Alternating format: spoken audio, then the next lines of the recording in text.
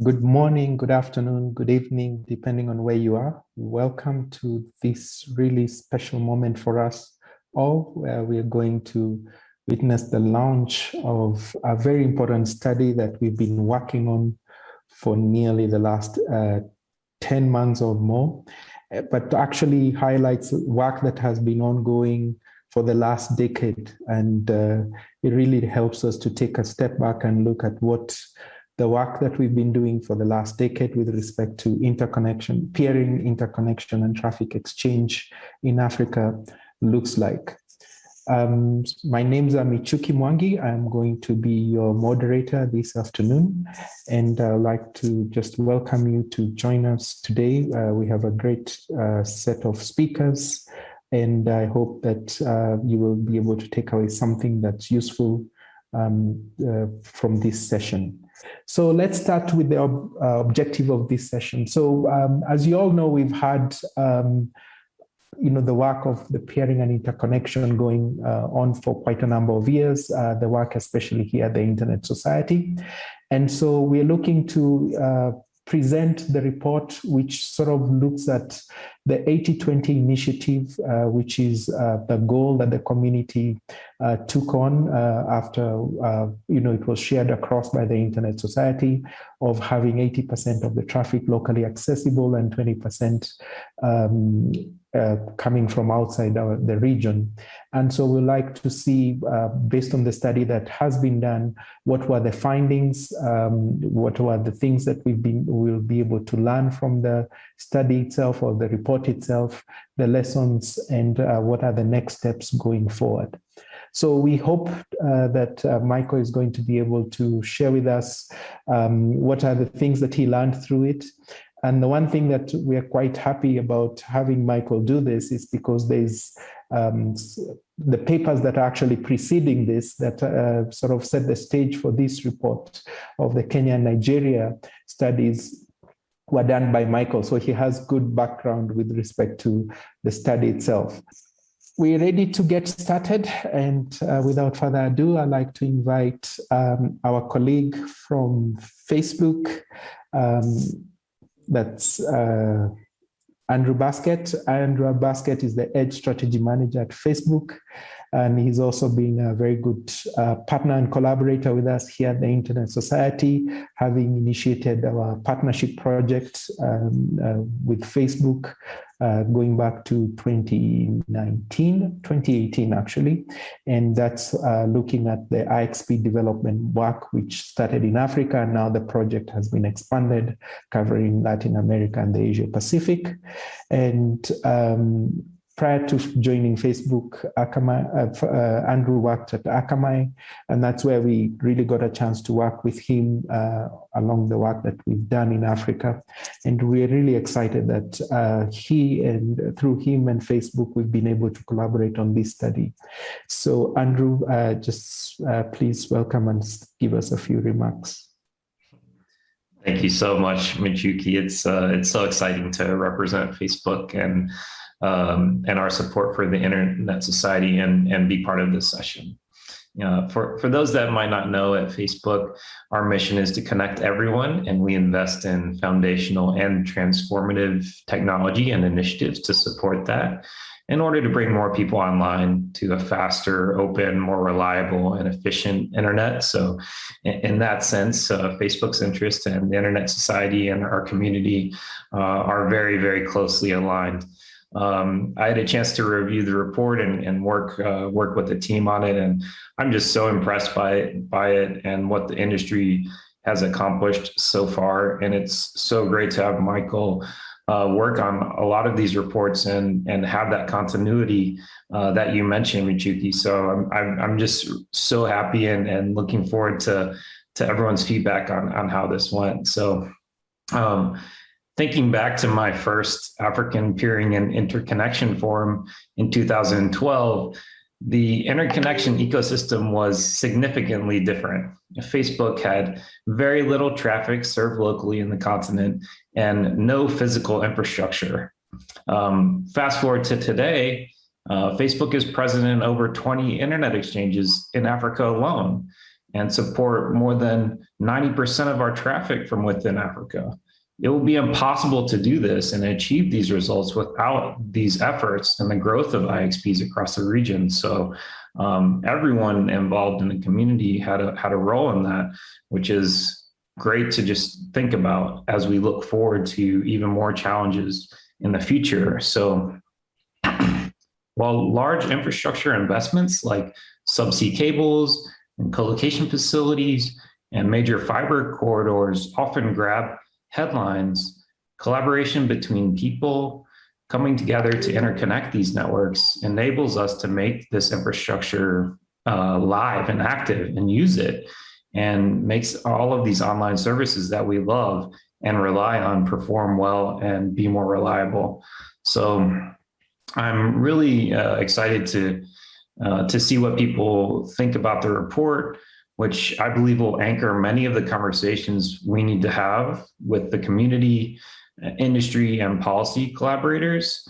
And it's even more important that we work closely together to improve the resiliency of the African internet as we look toward the next set of challenges that we'll have. So with that, it's a pleasure to hand it over to back to you, Michuki, and Jane and Dawit. Thank you, Andrew. So next up, I'd like to invite my colleague, Dawit Bekele. Dawit is the Regional Vice President for Africa. At the very start of the work, going back, the interconnection and traffic exchange work, going back to 2010, Dawit was pretty much the person in charge of the development work in Africa, and we worked very well with him in a lot of the work we did on developing AFPIF, the community, and the IXP work. And I would like to just give him that opportunity to sort of share his perspectives as well, based on where we are and how he has seen that evolution. Over to you, Dawit. Thank you, Michuki. Good morning, good afternoon. As Michuki has said, it's been over 10 years that we have been working on the interconnection and traffic exchange program. And as you can imagine, when you are on such a long journey, sometimes you wonder whether you are having impact, whether you are in the right direction, and so on. And I have to say that this study comes at a very right time. In fact, it shows us a little bit of, it works as a compass. It tells us whether we are going in the right direction or not. And I have to say that it has shown us, and you are going to read the report, that we have made quite a few achievements. And when I say us, I mean ISOC, but also our partners and the IXP community at large. For example, when we initially came up with the idea of 80% local traffic exchange by 2020, that was about 10 years ago. I don't remember exactly the percentage, but it was maybe 10% or 20% of the traffic exchange locally. So that goal seemed unrealistic, and frankly, at the very best, it was audacious. And I have to say that the study has shown us that we might have not reached the goal everywhere, but we did reach or approached it at least in 3 countries: South Africa, Kenya, and Nigeria. While if we have not reached in other countries, at least I think there is a momentum, and I hope that we can do it in the coming years. This success has been possible thanks to the IXP community around Africa, as well as organizations such as ISOC, AFIX, African Union Commission, Facebook, but many others that I won't mention here because there are many who have worked tirelessly to achieve those goals. But before I finish, because Jane will talk more about the report, I guess, I would like to congratulate the author, Michael Kende, as mentioned, who has been behind the first report, but also this new one.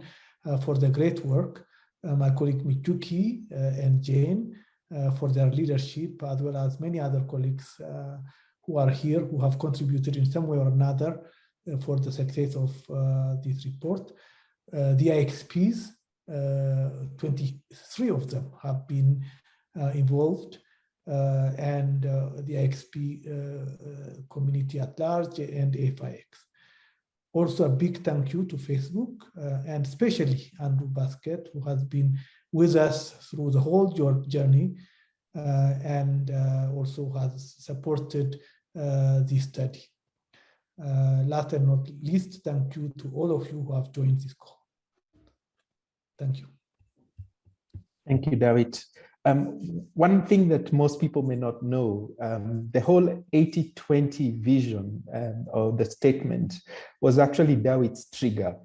He came and said, why don't we have a very bold statement like objective that we work towards? And if you remember around the time, there was the whole, what was it called? The UN Millennium Development Goals for 2015. And David's thought was like, we should have something as big and as audacious as that. So when we said it, he said, no, that's too ambitious, but it's good that we try and aim. But yes, so I just want to recognize that David's trigger and challenge to us as a team to come up with something very bold and ambitious that we can go out to the community with led to sort of us being here where we are today. Thank you, David. Next, I would like to give the opportunity to Jane Coffin. Jane Coffin is our Senior Vice President for Internet Growth. And most of you probably have met Jane in one way or the other, but she's probably our go-getter person who is responsible for the Internet Society's growth project teams. And under the growth project teams, we focus on community networks, interconnection and traffic, IXPs, peering, community development, and also a very interesting new project called Internet Measurement, which is looking at the health of the internet. She's also been involved in this work. She joined the Internet Society in 2012 and took over from where we were working with our colleague, Karen Rose, who some of you may know. And so she's sort of taken on that mantle and carried it forward and made sure that all the goals and visions that we had sort of laid out at the very beginning are realized. So over to you, Jane. Thank you, Michuki, and thank you everyone for being here. This webinar really helps encapsulate and show the world the importance of the continuity we've established at the Internet Society with our partners, and a big thank you to all our partners, but the continuity of working with Michael and working with all of you to show the importance of internet exchange points, interconnection, and the communities to support them. We have had, over the years, many debates about how to move forward and improve what we do as we go. And Dawit and Michuki led the way with the innovation of 80-20 by 2020. And by setting those goals, we had benchmarks. We were looking at findings and data to improve what we do. And as many know out there, data is critical to proving your point, to proving that building infrastructure, it improves GDP, your domestic product, it helps with economics, and it builds that foundational technical infrastructure that Andrew mentioned earlier. And I just want to say that when you're looking at that foundational technology, you need to build the people, the human networks to sustain the technical networks. So this is a partnership to build the skills and the infrastructure to improve lives, to improve technology, to improve traffic flows. So it's not just about the data, it's about the local circumstances as well, to build a bigger regional and global community of interconnected networks for better data flows and for better, as I said before, GDP. So that's why Dawit and Michuki set those goals. They created the benchmarks. So we've got the findings in this report, which Michael will speak about. Just as a snapshot for you, there are 47 IXPs according to AFIX right now in Africa, in 43 cities in 33 countries. When I first started at the Internet Society, I believe that number was 17. There is a direct corollary in the impact with the community of effort at the Internet Society, with our partners like Facebook and other content delivery networks, internet service providers, IXPs across the continent, but also governments who have helped us and supported this with their policies. And Michael will tell you more about why that's important to enable the local environment, the regional environment, and to build a stronger internet. The bottom line is that there has been change. And that's due to the work that many have done. Dawit mentioned a lot of those organizations. It's very important to realize that it's an interconnected network of partners as well. That's part of that foundational, along with the foundational technology, it's foundational partners and foundational support. So I would just close by saying that you're going to hear about the enabling factors that are so important to develop the infrastructure. And again, I would be remiss if I didn't say thank you to the community. We can't do this alone, and the Internet Society often says that we do not want to be a single point of failure as a partner. Like in a technical network, you don't need single points of failure. You certainly don't want that as a partner. So thank you to everyone for joining us today, and thank you to all of the great people who worked on this report and to everyone in the community. Things have really changed. And just a quick note, when we do set a goal, the objective is to figure out how did we get there? What did we learn? And what can we do to improve? So congratulations to the team and to the partnerships. Thank you. Thank you, Jen. So, and the moment is here. So I'd like to take this opportunity to invite Michael. Michael, well, there's a lot to say about Michael, but essentially he's our go-to expert on matters IXP. I'll do a plug-in for him. He recently had a book. I don't know whether it will be visible with my background on. Let me see. Choose background to be none. And he had this, The Flip Side of Free, which is by Michael Kende, Understanding the Economics of the Internet. I think it's a really good book. I started reading it. Thank you, Michael. And he's been a great partner for all the studies that we've done, and I believe with through that collaboration and partnership we've had with him, we've gotten to this point. So without taking too much more of the time, we have Michael, over to you to take us through what the report summary and findings are. Good afternoon. Well, thank you so much for those kind words and for the unexpected book plug. That's appreciated. But no, more importantly, thanks to Facebook and in particular Internet Society for not just supporting this project, but more importantly, all of the valuable work on this initiative over the years. And the first time I went to AFPIF, I think, was the same year that Andrew did, and I was really struck by the 80-20 goal, and it's really been a pleasure personally and professionally to work with the team on kind of tracking this over the years with these studies. So thanks so much for that. And without further ado, let's start the slides and look at the results of this study. So moving toward an interconnected Africa as part of this initiative, and we can talk a little bit about the goal and the next steps, but next slide, please. So I think this is a fundamental statement about the value of the internet exchange points that we're trying to document here, as they really anchor the development of the ecosystem across the countries and regions, and show their value. And that's been a lot of the part of the work that we've been doing in these reports. So I won't spend too much time on this slide. It's been talked about, but we have this 80-20 rule, that 80% of internet traffic would be locally accessible or localized. That doesn't mean it's all created in Africa, but it originates and terminates within a country or region of Africa, which is very important for the development of the ecosystem, as we'll see with one of the next slides. The internet exchange points are key to meeting this, and the ITE program has really helped to realize this goal. As Michuki and others mentioned, there have been the two studies kind of 2012 and 2020, looking at the benefits of the exchange points in Kenya and Nigeria. I'll summarize those results in a moment. And what this study does is really looks at a number of different levels. There's a bird's eye view of all of the IXPs in Africa, which Jane mentioned. Then we sent out a survey that was completed by the IXPs, a number of them, and then we chose to do a deep dive on one country in each subregion, in each of the 6 Afrinic subregions of Africa. And I'd just like to take this opportunity to thank everyone who provided inputs to the surveys and into the deep dives. It was truly a community effort. I think that drives all of this work, and that was true here as well. The paper itself has a very lengthy acknowledgement section. I'd like to read it here, but it would probably take half the time because everyone really pitched in, answered a lot of questions, and provided a lot of the insights and feedback on this report. And that's, you can see the strength of it throughout this report.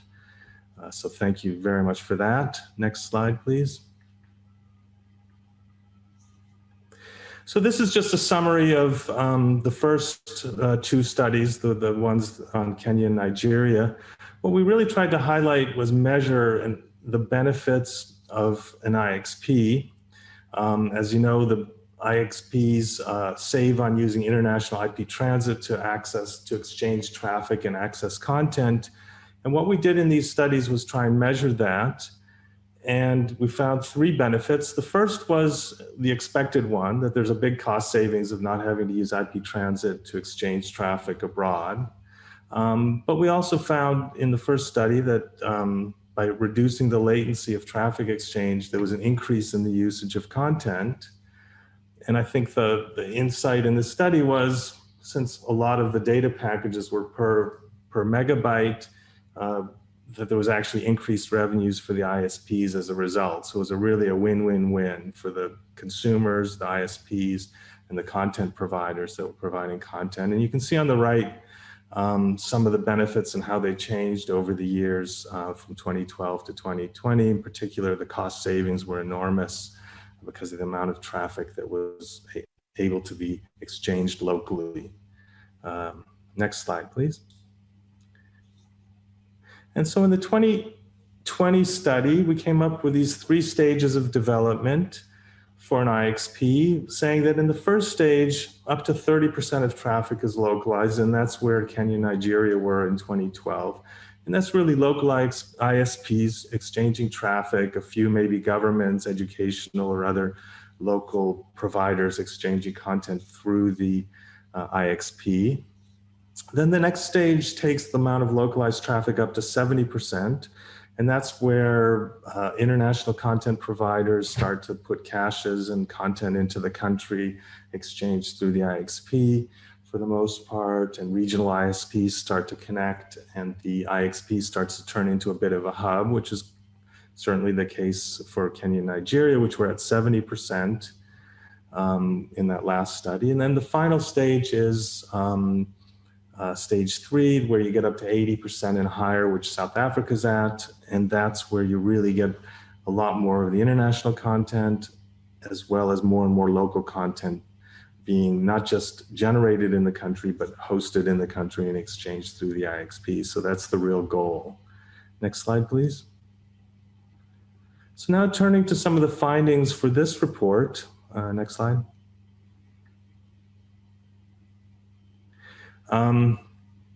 We actually tracked 48 IXPs, a couple that were not members of AFIX, of the Internet Exchange group that Jane had mentioned. And as she mentioned, more than half the countries, 33, have an IXP, 6 have more than one, but that still leaves 20 without, and I realize the math is off there, but there were 20 without an IXP when we did the study. And what's interesting here is you can see in the graph there, the number of IXPs generated within each time frame. And it really started to accelerate in the last 2 time frames. And that really was when the ITE activities started, the 80-20 rule goal was developed, AFPIF started, the African Union started to pitch in, and now, of course, the partnership has grown and grown. So it shows that these efforts really did pay off, and that they should be continued and, if possible, even augmented going forward to really increase the number of IXPs so that every country has one and more countries have more than one IXP or node of an IXP. Next, please. So here we have a metric that we really focus on in this study, and that's the number of connected networks in an IXP. Now, the minimum number, if you think about it, in an IXP is 3. Obviously, if there's one network doesn't need an IXP, 2 networks is a bilateral exchange. So it's only when you have 3 or more that there start to be savings from using one link to a central place and exchanging traffic there. And towards the left side of this graph, and I'm sorry for the size of the font, but you can read it pretty clearly in the report, but towards the left, there's a couple that are at 3 or 4 connected networks. And then as you move to the right, there are 2 that Kenya and Nigeria have more than 50 members. And then the ones in Africa are at in South Africa at the far right with up to 400 members, connected networks. And the point we're trying to make is that the connected networks may be a more relevant metric for an IXP than just the amount of traffic. The reason being, in some of the data centers where there's nodes of IXPs, there's a lot of private traffic exchange. So that wouldn't be measured by the peak traffic measure, which is a common measure of the value or effect of an IXP. So privately exchanged traffic won't be measured, but all those networks, for some of their traffic at least, will connect to the exchange. So that it's still picked up in that important number of how many networks are connected. Next slide, please. So the number of connected networks is determined by a number of factors or enablers. The first is, in many countries, the ISPs and MNOs, access networks together, are typically the foundation. They want to save money by not sending all of their traffic abroad just to bring it back, exchange it at a foreign IXP and bring it back. So typically a group of access networks will get together, form an IXP. And the more ISPs there are in a country, because it's been liberalized and there's a lot of competition, the more access networks there will be. So that's the kind of the first step is a liberalized market creates a lot of access networks that could connect. But that's really the lower bound of the number of members. Looking at in Kenya, the IXP, when we counted, had 4 MNOs and 9 ISPs, and there was a little overlap there out of more than 50 connected networks. So it wasn't just access networks, it's content providers, international carriers, governments, enterprises, academic institutions can all connect. And so what you need is, beyond just a lot of liberalized telecom regulations, is a content environment that helps to attract international content providers, content delivery networks, to put their caches in a country to deliver content, and the generation of local content, users, governments, and others. And that should be hosted locally. That means you need a local data center that's affordable and reliable so that people can put their content locally and exchange it through the IXP. And often that's the same place. The IXP might have a node within the data center. And that total number of networks connected is a clear reflection of the health of the ecosystem, the internet ecosystem. Next slide, please. But finally, you may have a lot of networks in a country, a lot of networks with AS numbers, autonomous system numbers. But then the final piece of the puzzle is the IXP rules, regulations, requirements that determine how many will ultimately join. So in some countries, there are rules that really try and restrict membership to ISPs and have content providers and others sitting behind them. That might limit the number of connected members. Some providers don't like to connect where there's a mandatory multilateral peering agreement because they like to choose who they peer with, so that may restrict membership. Conversely, being in a carrier-neutral data center may make it easier to join, and particularly if there's a choice of where to join. Different nodes offers some choice, and people in the data center can easily join the IXP. The cost of the IXP is of course important, but if you look at the graph at the right, it's not as important as you might think. So vertically, you have the annual connection cost of an IXP it's the annual cost, but over 3 years to take into account the joining fee, the annual fee, and the monthly port fee.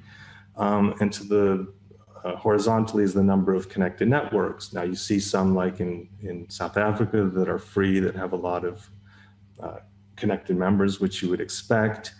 But there's a number of them that have very low cost that don't have that many members on the lower left. And the ones that are over 50, other than South Africa and Kenya and Nigeria, have annual fees that are roughly in the middle. So there are some fees that people are still connecting. And the idea is that no matter what the cost is, and it should be low, it should be affordable, you're always going to save money. In all the cases we looked at, it's cheaper to connect to the IXP than to send your traffic abroad to be exchanged. And the final piece is to really focus on awareness and capacity building. That was the focus of a lot of survey questions and work we did in the deep dive countries, particularly now with lockdowns and it's not possible to travel and bring people together. The focus on getting awareness from all potential networks, all potential members, and building up the capacity is very important. And that's a clear area to focus on. Next slide, please. So this next slide, I think, is really a highlight and something to be remembered from this report. And it's saying the following, that of course, every new network will add to the total amount of traffic because they'll bring traffic to the IXP that's exchanged. But what's interesting here is that it's not just every new network on average increases the total amount of traffic per network. So it's very generative. So the blue line shows the number of connected networks over time at NAP Africa on the left and in Uganda at the right. So as those numbers increase, the green line, which is peak traffic per member per connected network, is also going up. So that's showing that there's this very generative result of increasing the number of networks. The total amount of traffic increases so much that the average per network increases. And that really suggests there's going to be a very strong correlation between the number of connected networks in a country or at an IXP and the achievement of the localization 80-20 goal. And in fact, the one country that's at 80% or more, South Africa, has well over 400 connected networks at one of its IXPs. And the two other countries that are at 70%, Nigeria and Kenya, both have over 50 connected networks. So that shows that it's a really important number to focus on increasing the amount of connected networks to increase the amount of traffic exchanged per network. Next slide, please. So then we sent out the surveys. We sent them out to at the time, the 46 members of the association. And we received 23 responses, so half responded, which is a good response rate for a survey like this. Everyone's quite busy. So we were pleased with that. And the results were very positive.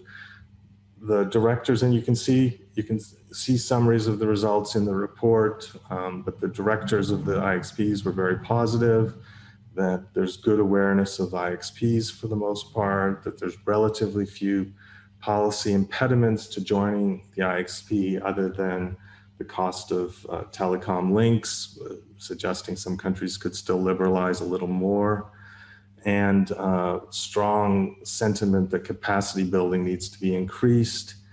In the interest of time, I won't run through all the results on the right, except for the bottom one, that local content is still on the right-hand side, that there still could be much more local content generated and hosted in the country, and that'll really increase the number of networks joining the IXP. And the amount of traffic exchange there, as we just saw. Next slide, please.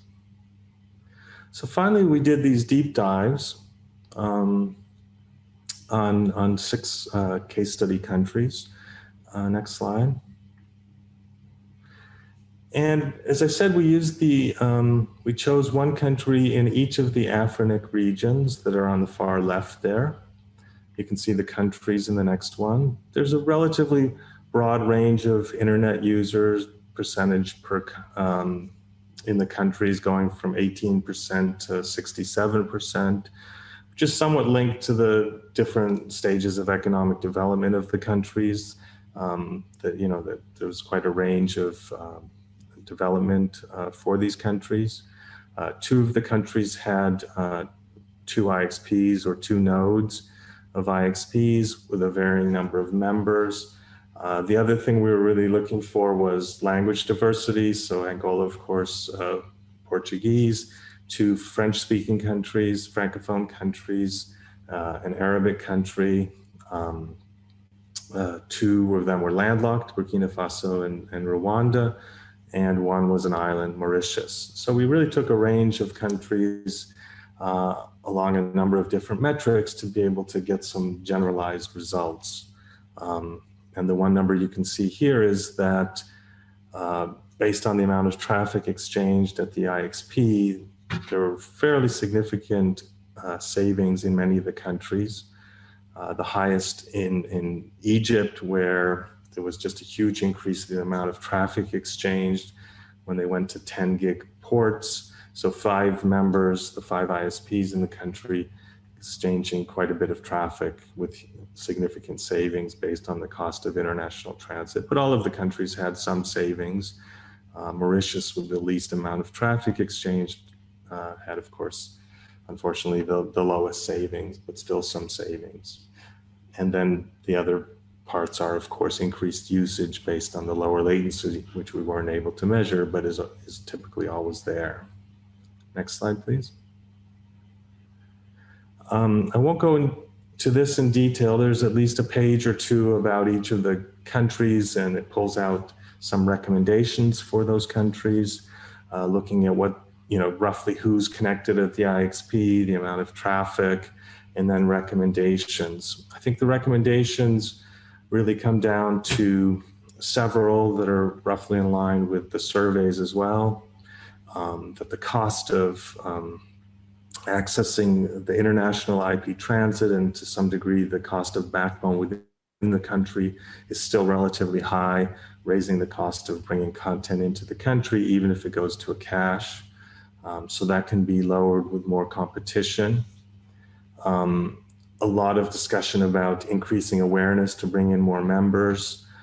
One of the things that we really highlighted was the value of a good website for the IXP. It really gave a lot of information and a lot of links, particularly in these times where meetings aren't possible. Some of the countries were very successful bringing together members and potential members for awareness and capacity building. When that's not possible, the website has to stand in to some degree, and that can be highlighted and improved in a number of the countries to really emphasize the value of the IXP. Next slide, please. A note quickly on the content delivery networks. They're a very important source of traffic. Some of them are providing their own content, such as Facebook and Google, and others like Akamai are carrying third-party content. Some of them are platforms, so that they're an important source of local content as well as international content. So you would call, for instance, Facebook or YouTube international providers, but a lot of the content exchanged is local content, people, friends, family, businesses exchanging content with each other within the country. So it's an important source of local content as well, or at least locally relevant content. 3 of the CDNs, the international CDNs, were kind enough to provide us with data that really highlighted, for the 6 countries, that really highlighted the value of a local cache for lowering latency and increasing throughput. And I'd just like to show the graph on the right is for Burkina Faso. And it shows, the blue line shows how much of the traffic within the country for that provider was provided from the local cache. And as that blue line went up and up and up, the green line, which is the total amount of traffic from that CDN into the country, whether local or international, also went up, highlighting the value of making the content available locally, lowers the latency, increases the usage, and increases the total amount of traffic. So that was quite a good finding, and really highlighted the value of localizing traffic, localizing content. Final slide, please. And then we've summarized all of this into this graph of the membership enablers, how to increase the number of members, which will then increase the amount of traffic per member, is reform the market to have the most possible ISPs, have the connectivity international and within the country to bring the content in and to allow providers, regional and local providers, to connect to the IXP, content regulations to attract the international CDNs, generate more local content and have it available to connect through the IXP. Then finally, the IXP policies that are liberalized to allow all of these different members to join the IXP. And that's what generates the member number, which generates the local traffic. So with that, I will conclude. And again, thank you to everyone who was involved, who sponsored and helped to create this, this report, which hopefully will be a very useful step in looking forward at what the next realistic goal is for the traffic exchange community and how to achieve it. So with that, I'll turn it over to you, Michuki. Thanks. Thank you, Michael, and thank you for that summary and overview of the recommendations and findings. I think it certainly gives a very good picture of where we are as a continent, and certainly also the recommendations on what we really need to do. And I think I'll sort of just like to pick up from where you've, the last point which you've raised as we go into the Q&A session, and ask you from an expert point of view, and of course, happy to hear what Andrew's thoughts are, and maybe Jane and Dawit is, you know, what should the community be thinking from the next goal? What should be the next goal be looking like, or what should be the focus of the community from that perspective? From my perspective, I think the goal, at least the 80 part of it, is still a good one. I would tie it to Jane's new initiative, the Internet Measurement Initiative, all of your new initiative, because you know, there's a famous quote: "If you can't measure it, you can't improve it." So to really try and get a handle on traffic exchange within the IXPs, total amount of traffic, to really be able to measure it better. And I think that will help to kind of pinpoint where, you know, some real changes can take place and help to achieve the goal. I would agree with Michael. More data. And if you can't measure it, you can't improve it, as Michael and others have said. I'd say a roadmap, maybe. I'm not sure what we could call it, but another set of goals and something to aim at.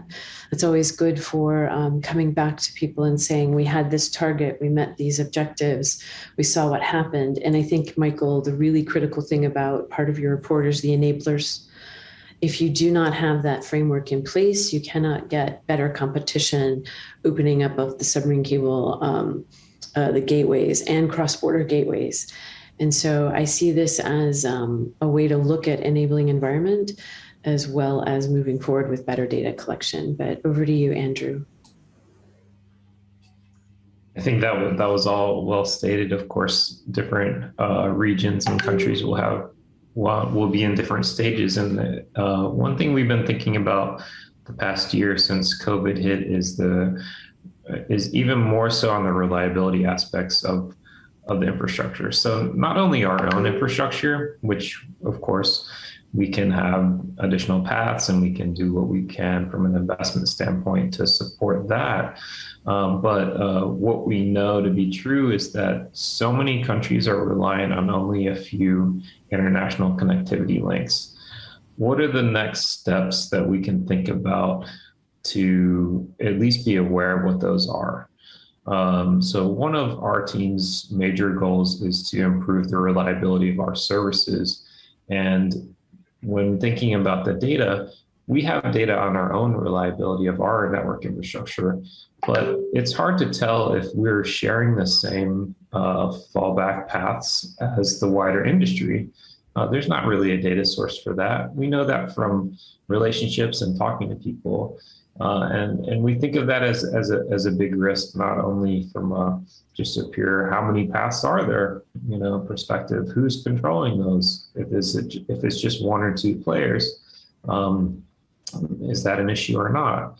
But also, I think about the interconnection of the continent, and that will help us so much in terms of thinking about Africa as an internet that stands on its own, that's not reliant on Europe or other regions. And I think that's the next step when thinking about, okay, do we need these international links? Well, we shouldn't. The internet is already here. So that's sort of the next step in my view. But of course, each specific scenario may have its own intricacies, of course. Thank you for that feedback. So I'll invite those who have questions to post them. And so I see we have one question that's coming in from Brian Uzoechi. What's being done for the 20 countries in Africa that don't have an IXP yet?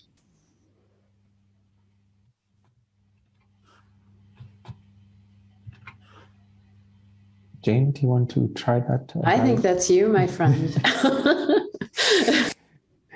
Yes, so so I can quickly say that we are certainly working with all the countries that don't have internet exchange points. Our goal is to certainly see an internet exchange point in every possible market. We know some difficult because of the prevailing policy and regulatory environment. For instance, some countries only have one operator. Ethiopia was a good example, but it's now transitioning to where there will be multiple operators, so that will allow an opportunity for there to be more.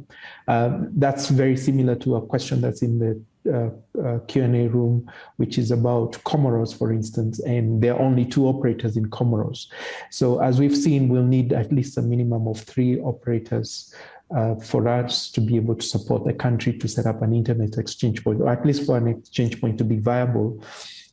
And so the more operators, the better the environment will be, the more possible it will be to have an internet exchange point. So there is work that's been ongoing for some countries for many more years than we would like to talk about, but we certainly do see some results at the end of it. So I'll pause there and then maybe give the opportunity to Dawit, whose hand is up. Thank you, Michuki. As you said, we are here to help.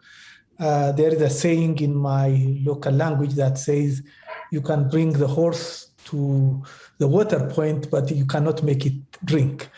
So what we do is help any country that wants to have an IXP, but we cannot do it without local champions, without the country being ready. And the very good example is my own country, Ethiopia, where we have spent the last 2 years or so to develop an IXP, but the country should be ready. So my advice, so if you come from a country where there is no IXP, please try to gather the forces internally, and when you're ready, we are here to help. Thank you, David.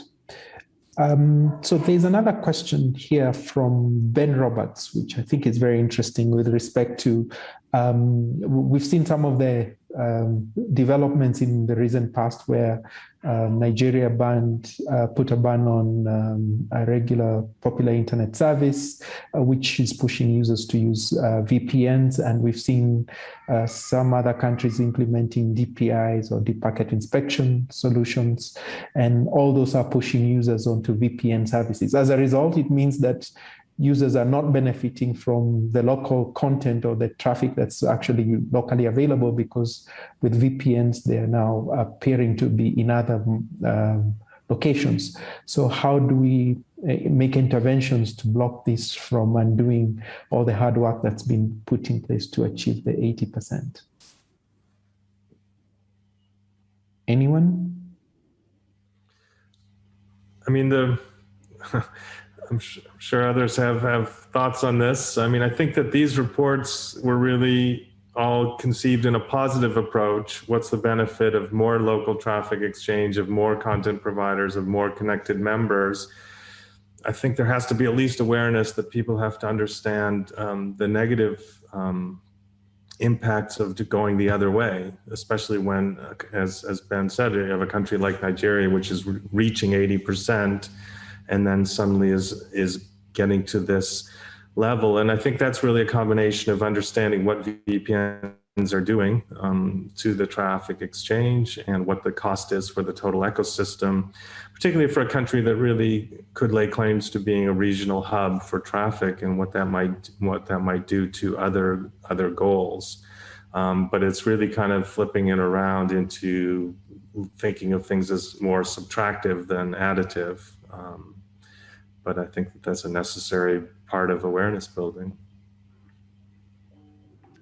I think also there's a lot in what Ben said here. I think there's some political questions there in terms of what is your political risk strategy from a network infrastructure perspective? And that means if all of your infrastructure is in one particular market, that does represent a potential risk if that market decides that they're going to control or adjust what they're doing from a DPI perspective.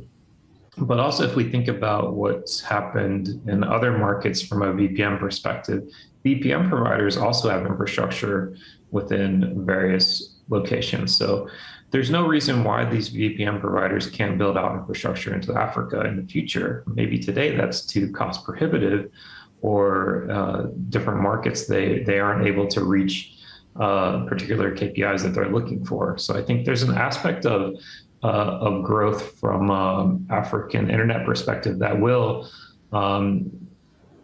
minimize the effects of some of the questions, but also there are wider implications of various organizations building privacy products that do result in VPN type traffic behavior. And that's a good question to see how open those VPN providers are to help put in the hooks to make the content capable to be served as locally as possible. So a lot of questions there, but I think the more that we make it cost effective and reasonable for these services to be supported locally, then hopefully that will be adopted by the VPN providers and people that you choose to use VPNs. Thank you. David, is your hand up or? No, I forgot to. Okay. All right. So we have another question and we're running out of time. So which is from Megan. How will data localization and discussions around digital sovereignty affect IXPs? And this is directed to Michael. It's a great question. And it's a challenging one because, if you're saying to someone, whether or not the 80-20 number has ever gotten to some of these politicians, saying try and localize traffic, then the easiest way to do that is to force it all to be localized. But I think politicians world over are never really that good at second order effects. And the second order effect in this case is that the data localization probably isn't going to meet any of the goals that you want. It'll lower the amount of traffic that's in the country because It requires a significant investment in every country that has those requirements. And so some companies may just choose not to invest in the country if the market doesn't look like it's going to get big enough, because they don't want to reinvest the same everywhere. The value of data, a lot of it is to bring it together, to be able to analyze it and learn from it and get economies of scale. So those aren't going to be met. It may not be more secure than having it in a cloud, a very secure cloud network, because everyone knows where all the data is if it has to be localized. But again, it's a hard message because everyone likes sovereignty. That's what nations are, and when they're told the value of data and local traffic exchange, it seems like a good solution. So that's a great question, and it's a challenging one. But I think one has to just go after every point of what the justification is and show that it's not going to likely meet any of them. I think the study is a great way to begin that dialogue or continue that dialogue with policymakers, so they're able to develop to foster a good data regulatory environment to encourage investment. Yeah, and I would say we have to separate the issues of infrastructure build out from those issues of what happens once you have that content. I appreciate the digital sovereignty issue greatly, as others have said, but we know that more infrastructure and localized infrastructure leads to better socioeconomic development. And to Andrew's point, it means a lot of different things from the policy and regulatory side too. But if we can separate the let's build infrastructure from what do we do once it's built, we really do need more infrastructure built. So I think I'd look at it that way and take Michael's suggestion to separate out the issues and then look at the enablers. Okay. Thank you. So we are suddenly running out of time, and I see we still have a few more questions to answer. And so in the interest of time, what we'll do is we'll take those questions and we'll try and respond to them directly, and or at least get the expert to respond to you. So next up, we suddenly just want to make sure that everybody gets an opportunity to leave here with the report. So just as a note, we've seen quite a number of issues that have come up for conversation that we need to take forward. The question about the future of the vision, what should happen to it. I think there's a great question that came in from Ben Roberts with respect to, are there people making decisions that could be undoing all the efforts that are happening? And so we'd like to invite all of you to join us at the next conversation platforms where we can have discussions or follow-on conversations, the Central Asia Peering Forum, virtual peering series, that's taking place on the 13th of July. We have the West Africa Peering Forum that's on the 29th of July. And we have the virtual peering series that will be on the 3rd of August. All these are lined up for us to take advantage and carry on these conversations about peering and interconnection in Africa and beyond.